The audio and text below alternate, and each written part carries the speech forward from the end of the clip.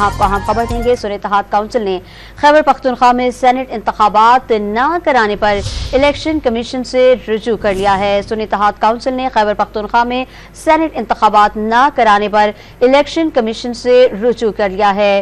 सुन्नी इंतखाबात काउंसिल की खैबर पख्तूनख्वा में फौरी सेनेट इंतखाबात कराने की इस्तदा। मज़ीद तफसीलात भी जानेंगे डॉन न्यूज़ के नुमाइंदे इरफान सैदुज़ई से। इरफान, क्या तफसीलात हैं, आगाह कीजिएगा।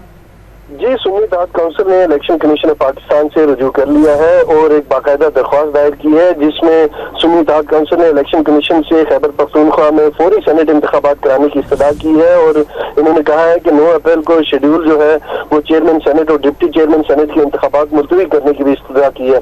इसके अलावा उन्होंने कहा कि खैबर पख्तूनख्वा से सेनेट इंतखाबात होने के बाद चेयरमैन सेनेट और डिप्टी चेयरमैन सेनेट के इंतखाबात जो है उनका शेड्यूल जो है वो जारी किया जाए। और इसके अलावा इलेक्शन कमीशन ने सुप्रीम कोर्ट के जो वकील हैं हामिद रजा खान ने ये दरख्वास्त जमा करवाई है और कहा है कि इलेक्शन कमीशन खैबर पख्तूनख्वा की जो 11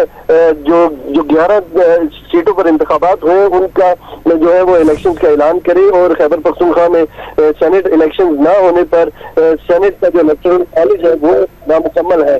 तो बुनियादी तौर पर जो सेनेट के इंतखाबात हुए और इलेक्शन कमीशन ने KPK में जो सेनेट इंतखाबात मुलतवी हुए थे, आज की दरख्वास्त में इन्होंने ये इस्तदा की है कि वहाँ पे इलेक्शन करवाए जाए। और उसके अलावा आगे जो 3 सूबों में इलेक्शन हुए और इस्लामाबाद में हुए, इसकी बुनियाद के ऊपर आगे चेयरमैन सेनेट और डिप्टी चेयरमैन सेनेट के जो इंतखाबात होने हैं इसको मुलतवी किया जाए। और चूंकि मुलतवी इस बुनियाद पे किया जाए चूंकि इलेक्टोरल कॉलेज पूरा नहीं है और KPK में इलेक्शन नहीं हुए हैं। जी, इरफान सैदुज़ई हमें तफसीलात से आगाह कर रहे थे। इरफान, आपका शुक्रिया।